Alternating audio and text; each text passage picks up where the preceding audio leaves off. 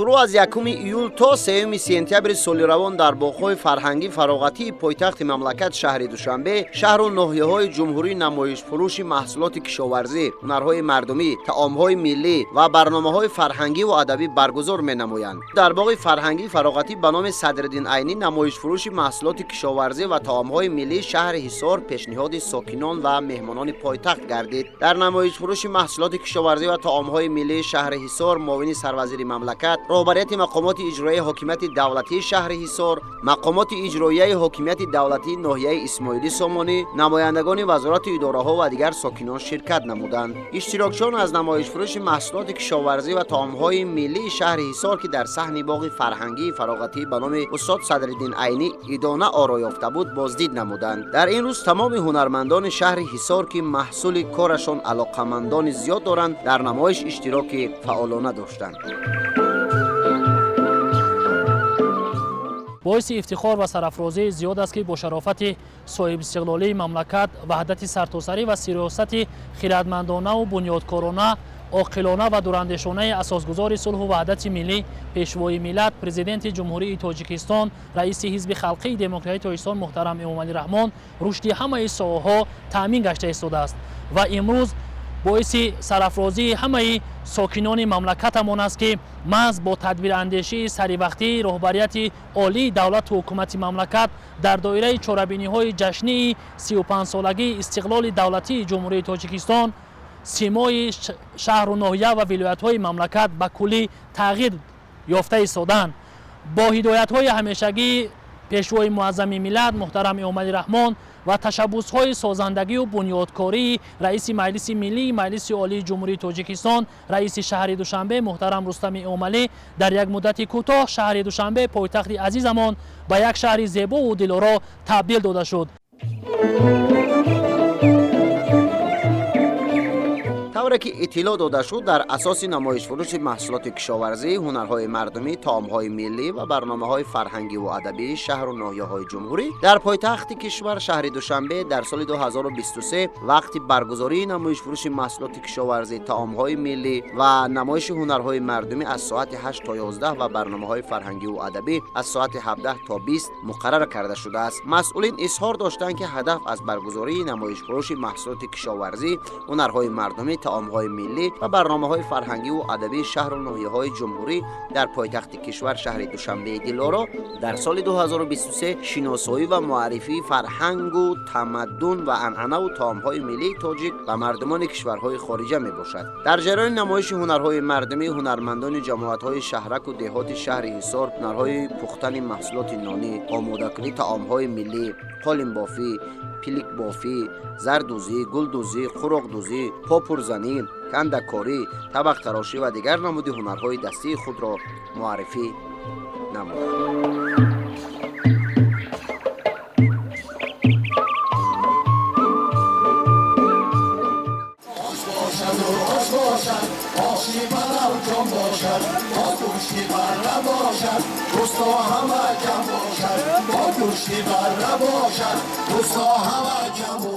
дар асоси дастуру супоришҳои асосгузори сулҳу ваҳдати миллӣ, пешвои миллат муҳтарам Эмомалӣ Раҳмон имрӯз сокинони касбу кори гуногун бо роҳбарияти мақомоти иҷроияи ҳокимияти давлатии шаҳри Ҳисор дар боғи фарҳангию фароғатӣ ба номи устод Садриддин Айнӣ чорабинии бошукӯҳи фарҳангӣ намоиш фурӯши маҳсулотҳои кишоварзиро доир намуданд ки дар чорабинӣ сокинон бештар сокинони пойтахт ташриф оварда аз дастовардҳои сокинони шаҳри Ҳисор боздид намуданд. иттилоъ медиҳем ки тибқи барномаи тасдиқ гардида аз субҳи барвақт намоиши фурӯши дастовардҳои соҳаи кишоварзӣ шаҳри Ҳисор ба роҳ монда шуд ки тавонистанд ки меҳнаткашону заҳматкашон ва деҳқонони асили шаҳри бостонии Ҳисор ба сокинони пойтахти азизамон анвои зиёди соҳаи кишоварзиро пешниҳод намоянд.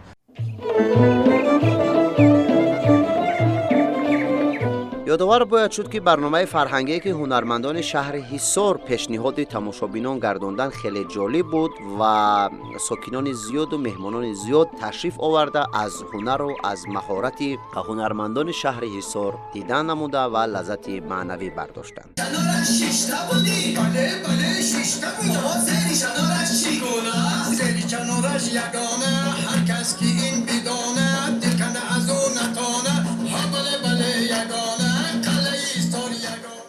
баргузории чунин чорабиниҳои сатҳи баланд метавонад барои ҷалби бештари сокинони пойтахт ба фароғат ва бештар рӯ овардани онҳо ба маконҳои сайёҳӣ ҷалб намояд. Ва имрӯз мо шоҳиди он гардидем, ки дар баробари сокинони пойтахт аз дастовардҳои сокинони шаҳри Ҳисор меҳмонони зиёди хориҷӣ низ дидан намуданд.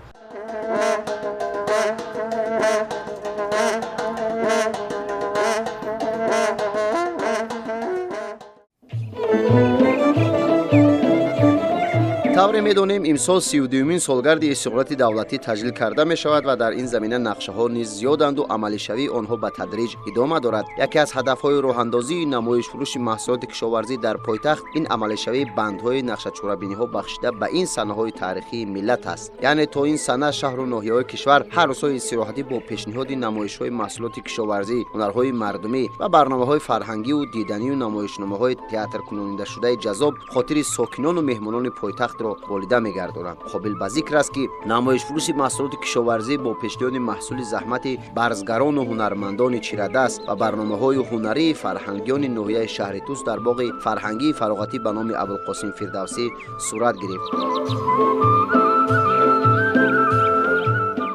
имрӯз чӣ хеле ки мо шоҳиди он гаштем, мақомоти иҷроияи ҳокимияти давлатии ноҳияи шаҳри Тус нақшачорабинии ҳукумати ҷумҳурии Тоҷикистонро, ки ба ифтихори 35-солагии ҷашни истиқлолияти давлатӣ таърезӣ гардида буд, ҳама ҷониба дастгирӣ намуда маҳсулоти кишоварзӣ ва ҳунарҳои мардумиву таомҳои миллие, ки хоси минтақа буд, имрӯз пешкаши сокинони шаҳри Душанбе гардонидем. тибқи нақшачорабинии таърезӣ гардида имрӯз дар 3 нуқта барномаи фарҳангӣ баргузор гардида истодааст. аз ҷониби ноҳияи шаҳри Туси вилояти Хатлон, аз ҷониби ноҳияи Рӯдакӣ ва аз ҷониби шаҳри Ҳисор дар 3 нуқта гулдастаи таронаҳои дилошӯб пешкаши сокинони шаҳри Душанбе гардида истодааст, ки маркази асосии барномаи фарҳангии ноҳияи шаҳри Туз дар боғи Абдулқосими Фирдавсӣ муайян гардида буд.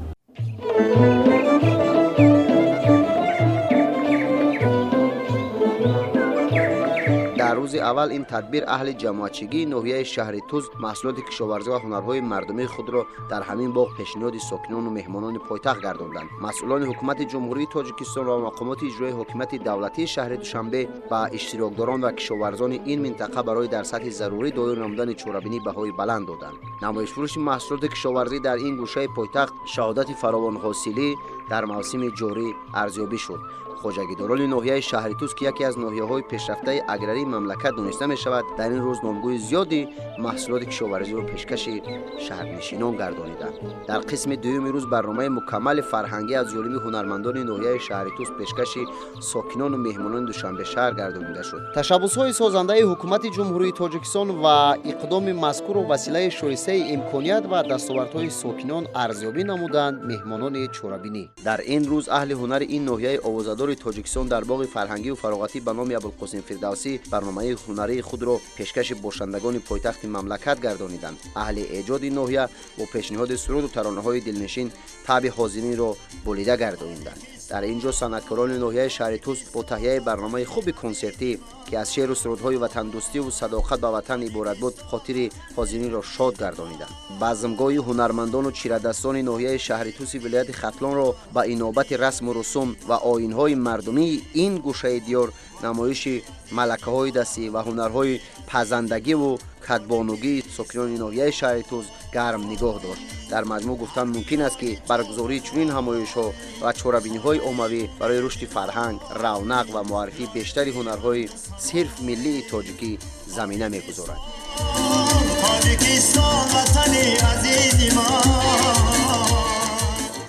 барномаи фарҳангие, ки имшом мо пешкаши сокинон намудем, саршор аз сурудҳои ватандӯстӣ ва эҷоди тозаи сарояндагон ва ҳунармандони бахши фарҳанги ноҳияи шаҳри Туз мебошад.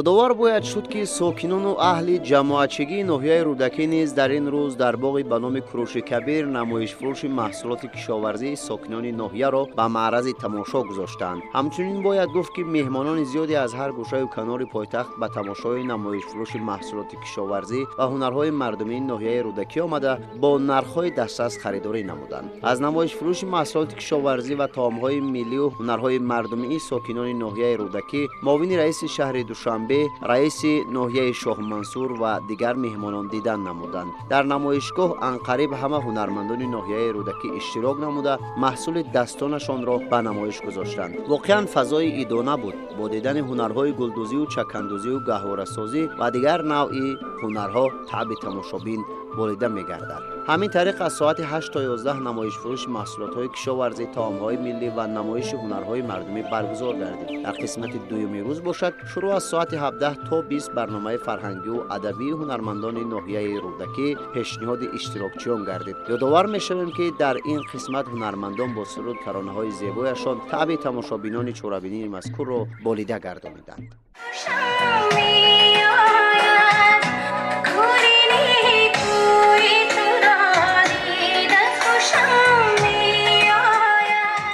иқдоми пешгирифтаи ҳукумати ҷумҳурии Тоҷикистон дар бораи баргузории ин чорабинии муҳим ки имрӯз мо баргузор намуда истодаем ки шаҳру ноҳияҳо дар шаҳри Душанбе пойтахти азизамон гузашта истодааст. Фестивали маҳсулоти кишоварзӣ, ҳунарҳои мардумӣ. Мо пеш аз ҳама хурсандӣ аз он ҳастем ки тамоми дастовардҳои ноҳияи рӯдакӣ дар шаҳри Душанбе ба маъраи тамошобинон гузошта шуда истодааст ва ин чорабинӣ сатҳи баланд мебошад. Дар ин чорабинӣ аз ноҳияи рӯдакӣ 14 ҷамоат шаҳраки деҳот, мактабҳо, тамоми аҳли ҷамоатчигии ноҳияи рӯдакӣ имрӯз дар пойтахт дар ин намоиш фаъолона иштирок намуда истодаанд. Инҷо пешниҳоди сокинони шаҳри Душанбе фурӯши маҳсулоти кишоварзӣ, ҳунарҳои мардумӣ, таомҳои миллӣ ва он дастовардҳои фарҳангие ки ҳаст ба маъраи тамошо гузошта шудааст.